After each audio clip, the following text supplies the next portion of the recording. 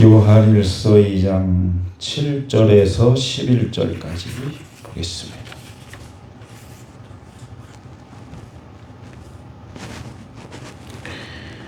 같이 읽겠습니다. 7절. 사랑하는 자들아, 내가 새 계명을 너희에게 쓰는 것이 아니라 너희가 처음부터 가진 옛 계명이니 이 옛 계명은 너희가 들은 바 말씀이거니와 다시 내가 너희에게 새 계명을 쓰노니 그에게와 너희에게도 참된 것이다.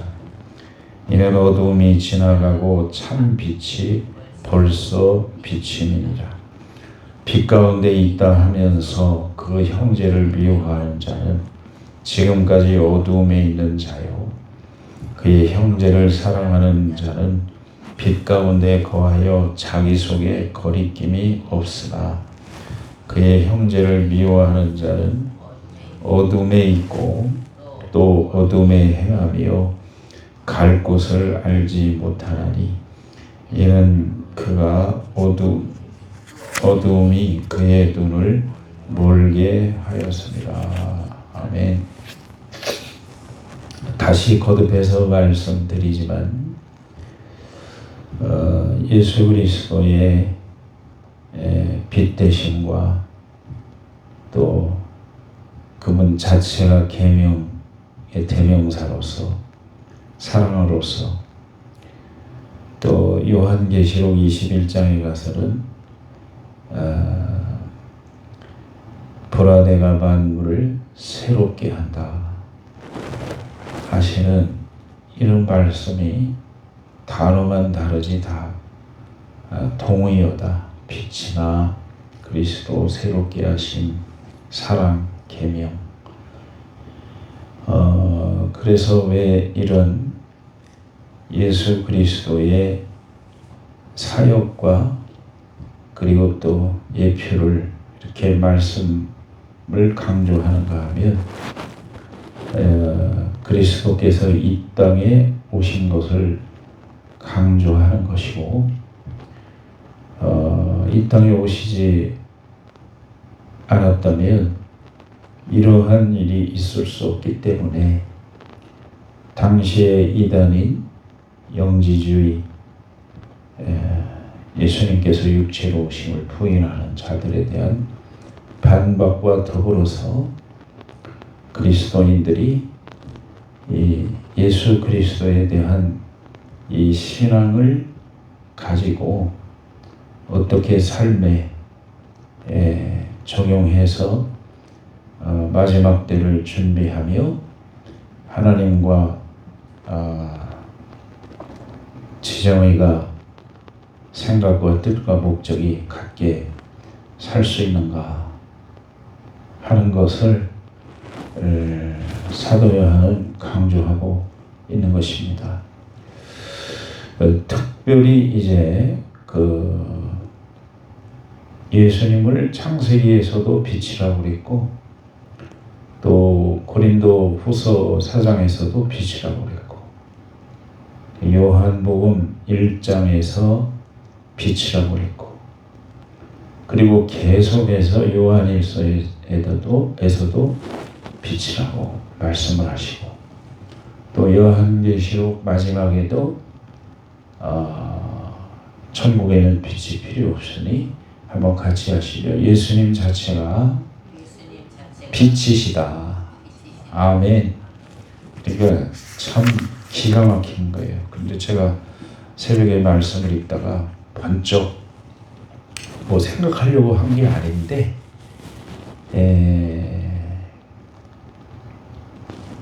그 자연 만물을 통해서도 하나님이 그 영적인 원리를 말씀을 하시잖아요. 거의 대부분이 그죠? 우리가 보는 빛, 공기, 물 이것이 이제 동물과 식물의 생명을 유지하게 하고 있게 하고 생명을 있게 하고 또 유지하게 하는 데 필요한 3요소다. 이 빛, 공기, 물이. 빛. 왜 그래서 여기 이제 형제를 사랑하며, 특히 형제는 이제 고난 당할 때의 그리스도인 형제들을 말하는 건데, 형제를 사랑함으로 죽음에서 생명으로 옮겨졌다. 그리고 이 사람은 빛된 생활을 하는 사람이다. 그랬을까?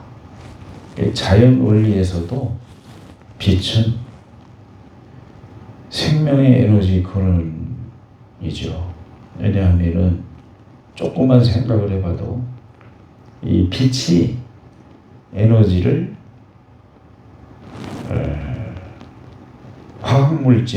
화학물질로 전환시켜 주니까 광합성 작용이라고도 하는데, 그래서 이 빛이 식물과 동물에 반드시 필요한 것인데, 이 광합성 작용을 통해서 에너지를 생성을 하고 그 과정에서 산소를 배출하고, 식물에게서는 식물. 근데 사람이나 동물에게서는 식물이 배출한 산소를 들이키고 이산화탄소를 또 내뿜고, 그래서 이산화탄소는 또 식물이 흡수를 하고. 너무 신기하잖아요. 한번 같이 하세요. 광합성 작용. 지금 그걸 설명하는 게 어려운 게 아니에요. 그래서 생태계 전체에 유기물을 생산하는 기초가 된다. 재밌잖아요. 빛만 해도 그렇다. 빛, 공기, 물이 이제 생명의 3대 요소라고 그러는데, 공기도 마찬가지다. 공기. 이산화탄소를 아까 얘기했던 것처럼 식물이 흡수하고 광합성 작용을 통해서 생명의 기초를 만들고, 또 산소는 세포 호흡을 하게 하고, 생물은 또 산소를 이용해서 세포의 호흡을 또 공급을 하고, 생명 활동에 필요한 에너지로 전환을 시키고, 또 이제 생태계의 순환을 하잖아요. 산소, 식물이 내뿜는 산소는 아까도 말했던 것처럼 인간과 동물이 호흡에 쓰이고, 동물이 내뿜는 이산화탄소는 식물이 광합성 작용을 하는데 쓰이는 선순환 구조를 한다. 이제 물도 이제 마찬가지로 이렇게 생명을 이렇게 영양소와 노폐물을 거르고 운반하는 용매 역할. 그래서 물질 운반을 하고 몸속에서도 생물체 속에서 영양, 그리고 노폐물, 호르몬 이런 것들을 운반하는 역할을 한다. 그래서 체온 조절, 그리고 구조를 조정하고 체온을 조절하는 역할을 한다. 94세 잡수신 건양대학교 총장님 최근 상황을 94세라고 봤는데, 그분의 특징이 뭐냐면은, 그리고 온수를 이렇게 많이 마신대요. 온수를. 그래서 나도 오래 살으려고 새벽에 일어나면은 2시든 3시든 4시든 상관없이 내려와서, 좋잖아요. 물 끓일 필요 없이 내온 주기가 있으니까. 될 수 있으면은 몸에 가까운 온도의 물을 따뜻하게 한 컵을, 옛날에는 물을 많이 못 마셨어요. 근데 자꾸 습관을 들이니까 이게 조금 따뜻한 쪽으로, 너무 미지근하면 이제 별로 안 받아지니까 좀 따뜻한 쪽으로 여름이나 겨울이나 계속 마시니까요, 이 윤활 역할을 하는 것 같아요. 그렇겠죠? 그냥 물을 많이 드셔야 돼, 물을. 그래야 노폐물이 빠져나가고 그러니까. 그래서 빛과 공기와 물이 광합성 작용을 한다. 한마디로 말해서 지금까지 복잡하게 얘기한 것 같지만, 그래서 생명과 환경의 상호작용을 해가지고 식물체에서 광합성 작용을 함으로 동식물에 호흡을 제공하고, 에너지의 흐름을 지속시키는 것이다.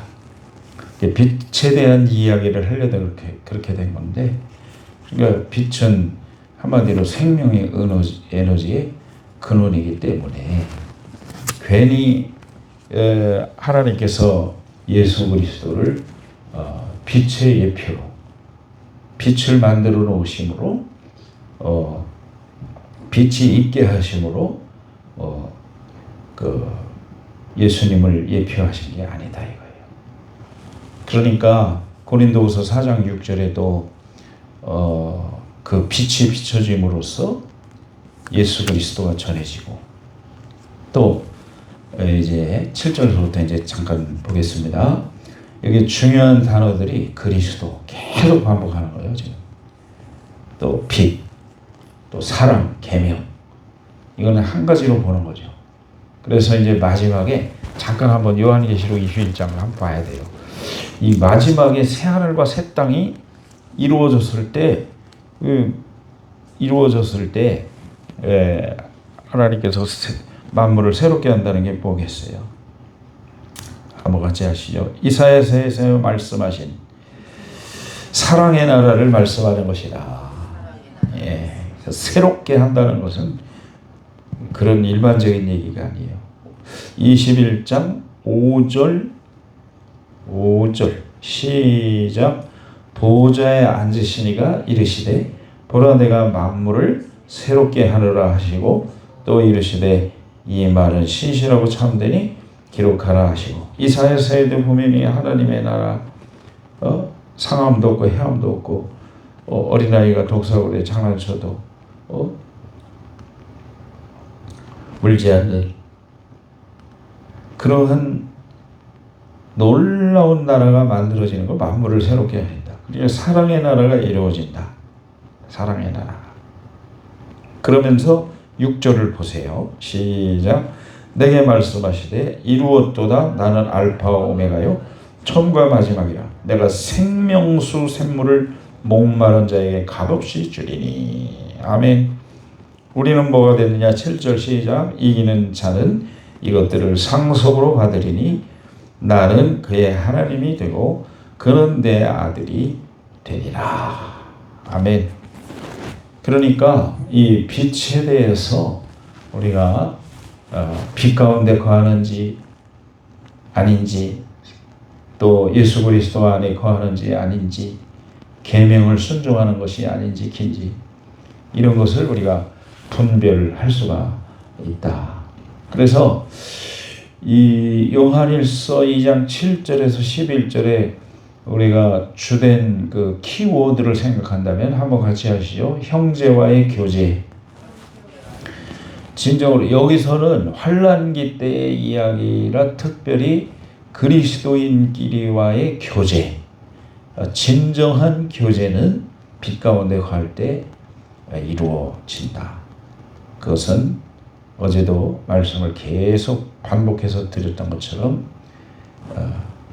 그리스도의 사랑을 알고 그리스도를 사랑하고, 그리고 우리끼리 주님이 우리를 사랑하신 것처럼 사랑하는 그것이 빛 가운데 사는 것이고, 계명을 순종하는 것이고, 우리가 예수 그리스도 안에 사는 것이고, 또 새롭게 된 증거가 바로 그것이다.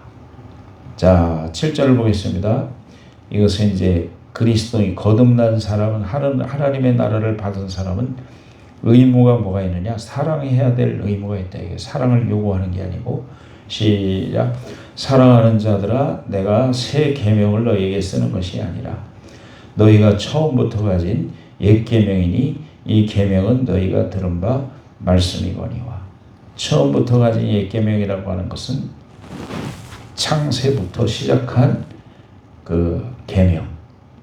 그러니까 레위기에서 말씀하셨던 이 계명의 유형을 뭐라고 말씀하시는가 하면 우리가 요한복음 13장 34절에 말씀하신 것처럼 주님의 사랑으로 서로 사랑하고 사는 것, 그것이 옛 계명도 그것이 요약이고, 또 그리고 새 계명도 바로 그것이 요한복음 13장 34절이 레위기에 있는 말씀을 요약한 것이다. 자, 8절을 보겠습니다. 시작. 다시 내가 너희에게 새 계명을 쓰노니 그에게와 너희에게도 참된 것이라. 이는 어둠이 지나가고 참빛이 벌써 비침이니라. 예수 그리스도를 통한 사랑이 이제 새로운 차원으로 완성이 되는 게 사람끼리의 사랑이다. 그것이 어둠이 지나가고 참빛이 벌써 비춰졌다는 증거가 된다. 빛 가운데 있는 자는 어떤 사람이냐? 9절 10절 읽겠습니다. 시작. 빛 가운데 있다 하면서 그 형제를 미워하는 자는 지금까지 어둠에 있는 자요. 그의 형제를 사랑하는 자는 빛 가운데 거하여 자기 속에 꺼리낌이 없다. 이 꺼리낌이 없다는 것은 실족할 일이 없다. 그러면 이제 우리가 내가 잘 가고 있는가, 인생길을 잘 가고 있는가, 실족했는가는 이것으로 기준을 삼는 것이다. 내가 사랑하지 못하고 살면은 실족한 사람이고, 만약에 내가 사랑하고 살 수 있다면은 거리낌이 없이 빛 가운데 걸어가는 사람이 되는 것이다. 그러므로 알 수가 있다. 내가 하나님과 참된 교제 속에 머물러 있네? 없네. 그것이 결정이 된다. 여러분, 우리 모두가 다 진단을 잘 해서 사랑 없이 사는 삶이, 제가 사실은 유튜브를 올려놓게 된 계기가 그거에 있었어요. 이 시대에 홍수 같은 설교가 홍수같이 넘치지만은 진정한 예수 그리스도를 전하는 게 드물어요. 막 어떤 동기가 이상해. 다 내가 볼 때는 다 그렇다는 건 아니지만은, 그래서 이게 헛수고하지 말아야 될 삶이다 이게. 그래서 그러한 동기에서 최초에 올린 그 유튜브가 바로 헛수고하지 않으려면, 그리고 설명에 다 붙여놨어요. 내가 수십 년 동안 신앙생활 해보고 연단 받아보고 고생해보고 찔찔이 힘들어 해보고 다 해봤지만 헛수고 안 하려면은 이 말씀을 우리가 따라가야지. 헛수고하지 않는다. 왜? 실족하는 거니까.